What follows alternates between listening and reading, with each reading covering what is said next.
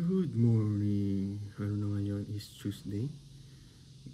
Tuesday na ngayon. Ang agenda is maglalaba. At mamaya maglalakad ako ng hapon kasi late na rin ako nagising.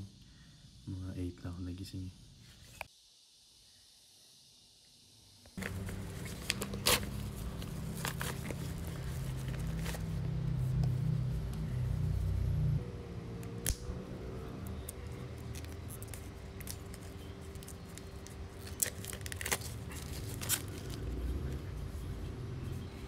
Ayaw ko magpakuha.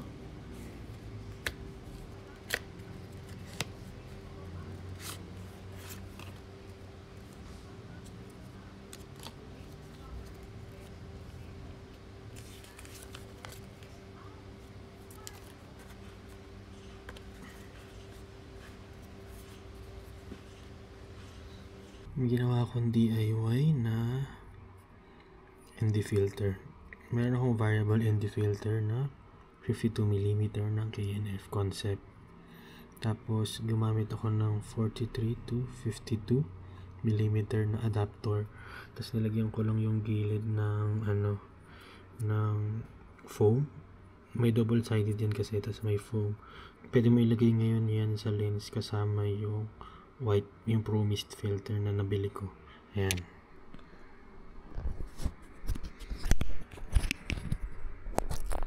Ayan, pwede na siyang gamitin ng ganyan. Ayan, mawawalan ka ng access dun sa settings. Katulad yan. Ayan, mawawalan access dun. Ang ma-adjust mo lang is tong gilid. Eh, wala ka nang i-adjust dyan.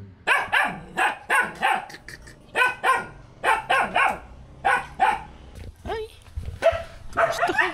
Tinamas kulit. Ayan o, ganda o. Normal 10-bit color na naka black mist filter. Grabe, blue skies. Blue. Wait lang. Ayan. Ito tayo. Nasira. Labas na. Yun o. Siguro ito.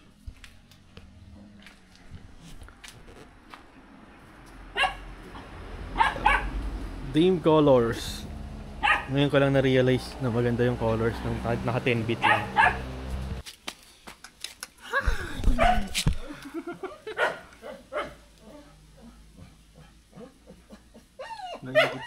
Naiingit yung dalawa dun, oh.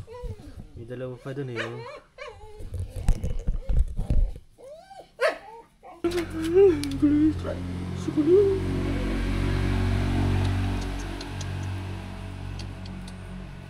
Cinematic vlogging na tayo gamit ang Osmo Action 4 dahil sa black mist.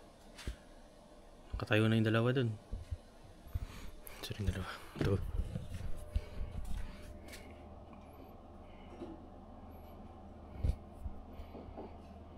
Naka pro mode ako and 1/50 yung shutter speed ko. Tapos naka ND filter ako. ISO 800 ang gamit ko.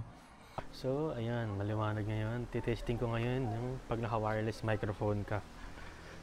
Gumagamit na ako ngayon ng wireless microphone na Comica Vimo C3, naka Type C, na connect dito. Napapansin ko kapag may nakabit kang microphone dito sa sa camera is meron siyang bar sa pinataas. May green may level level bar. Ayan, pang okay na. Volume 1 ko lang yun nandito sa Comica Vimo C3. Bumaba na yung volume ng mic. Kasi kanina naka volume 4 pero binabaan ko yung gain ng camera. Ayun na yung dalawa, naglalakad, natakbo. Kulit talaga. Ayan. Itong dalawa sumusunod sa akin. Itong isa, ayan o. Si Kangaroo. Ayun. Saan Kangaroo? Si Kangaroo. Naka-standard lang ako na 10-bit.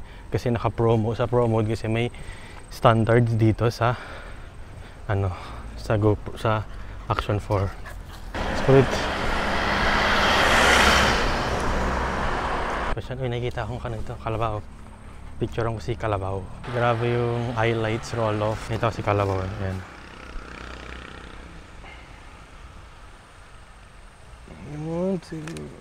Ang gamit ko pala ngayon is Canon M50 tsaka Sigma 30mm. Gamit ko pang photos. Ayusin ko lang muna yung bag ko. Ay, nakakot.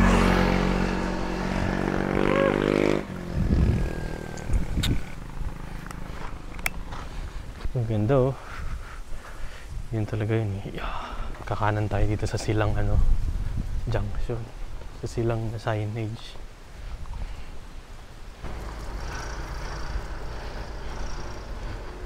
Silang Cavite.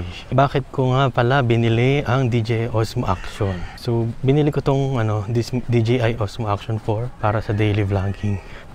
Katulad nito, lang, mga walking vlog. Tinatry ko kasi mag daily vlog ngayon. Ayan, kung okay ba siya pag pan daily vlog. So, ito nga yung buong vlog natin ngayon is naka-standard lang na 10-bit to auto settings na. Tapos, ang kasama na itong vlog na to is magkuha rin pictures, photos. Ganda ng dito, dadaanan. Ayun. Woo. Ngayon ko lang na-appreciate ang labas. Simula nang lumabas-labas ako ngayon. Ngayon, nasa nature ka ngayon. Masarap sa feeling din na nag-ano ka sa nature. Kahit walking ka lang. Ano na si kulit eh.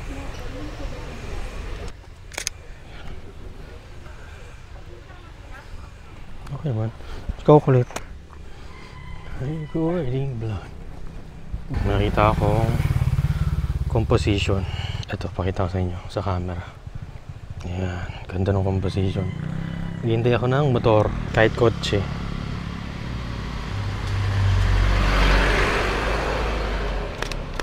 Ayun. Nakuha ba ako? May nakuha naman ako. Ay, kulit. Kulit to. Sarap ng hangin dito. Grabe. Wow. Uy!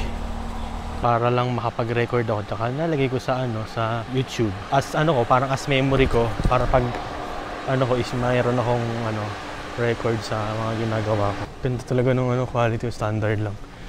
Grabe yung glow kapag may liwanag. Napaka tawag ito. Parang nagpa-upgrade ng quality yung black mist filter na nabili ko. Ano bang pros and cons nitong Action 4? Para sa akin, ang pros ng Action 4 is madali siyang gamitin. Nagamit ko siya for vlogging. Yung settings madali lang kasi i-set mo lang yung yung frame rate mo tsaka resolution 4K, tapos 4:3 ang ginagamit ko lagi dito. Naka 24 frames ako. Hindi ko naman na ginagalaw yung manual settings nito. Ang ginawa ko lang is ang di lang naka dito, naka ayos na settings is naka pro mode ako sa image quality, tas normal picture profile na 10-bit gamit ko. Ganda naman dito, flowers.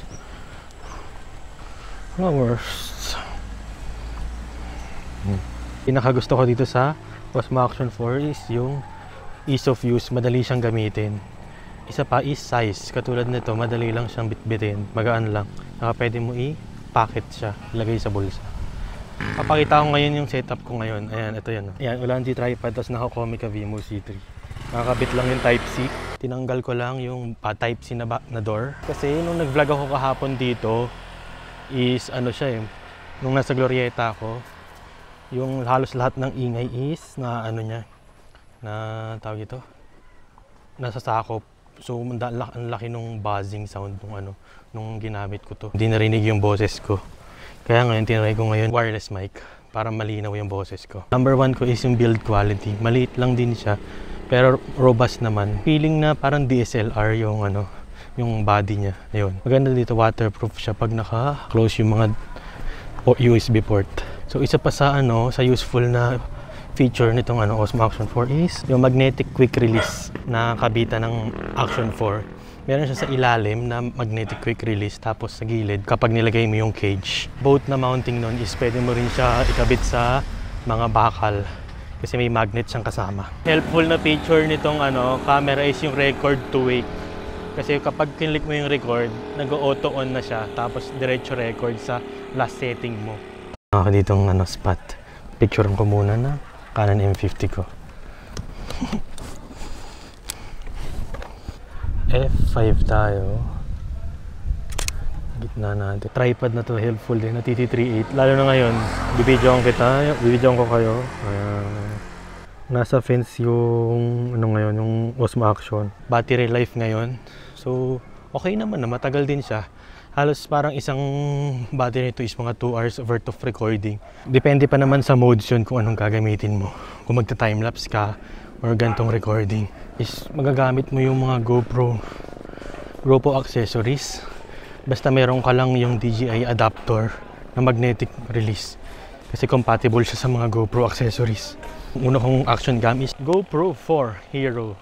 Yung GoPro na yun, walang ano siya, wala siyang screen.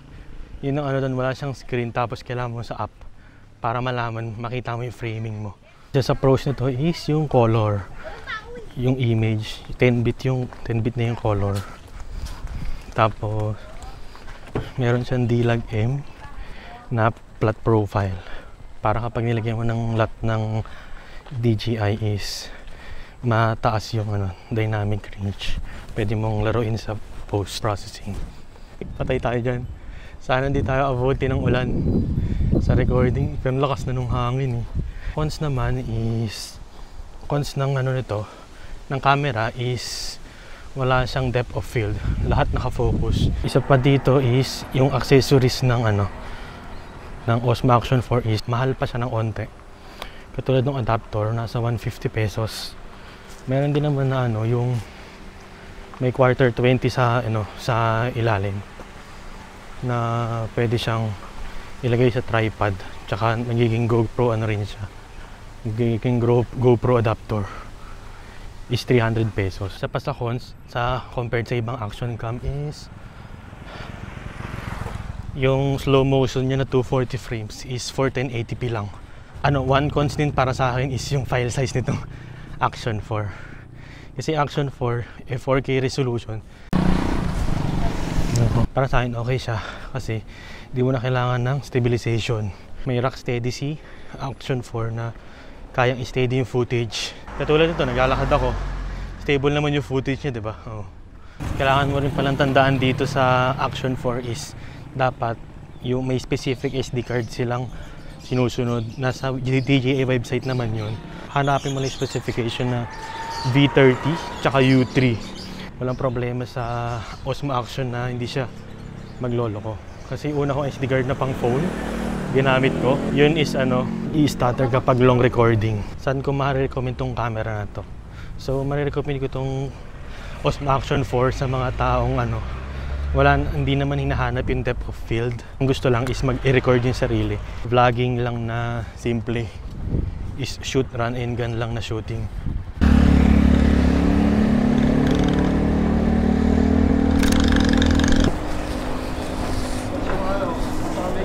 Ayan, medyo tahimik na. Kanina daming kotse.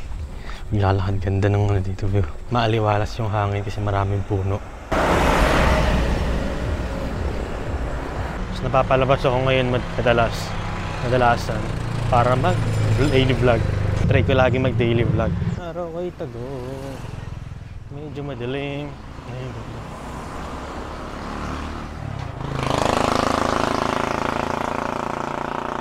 Medyo madaming kotse dito. Ayan, may bus. Maingay tuloy.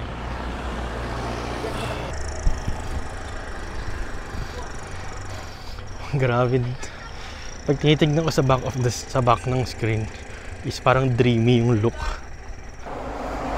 Ganda yung lighting ngayon. Kasi mga 4 o'clock na din. Mabasang araw, hindi tumuloy ang ulan. So mabuti hindi tumuloy ang ulan. Dumilim eh.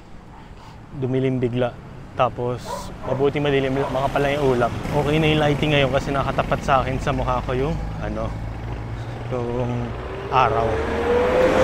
So yung sinasabi ko that maganda na nakatapat ka sa araw para mayroon kang lighting sa mukha.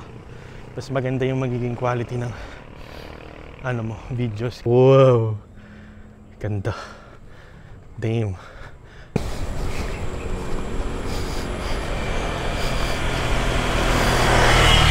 Yan nung nakakad. Sarap. Pag nakita ko sa computer kaya itsura nito ng hindi ko na kailangan i-color grade, diba? Try kong tanggalin yung Pro Mist. Ito, may Pro Mist. Ayan yung wala. Pag may Pro Mist, grabe yung glow. Yung warning na yung Mas ma-action na 10% battery remaining na lang daw. So, magpapahinga na ako muna, tapos mag-yoga na ako bago maligo. Ganda ng lighting. Pakita ko sa inyo yung view dito. Ayan, wow. Napaka-majestic tignan.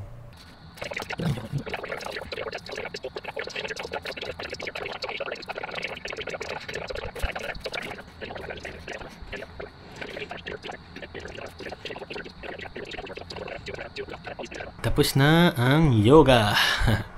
Kapagod din siya sa sakit sa core. So, maliligo na ako at kakain na ako ng dinner. Sandwich ulit. Busog na. So, ngayon is matutulog na rin ako after magpahinga. Mag-i-edit lang ako ng videos. Tapos, mahiga na ako at matutulog. See you tomorrow.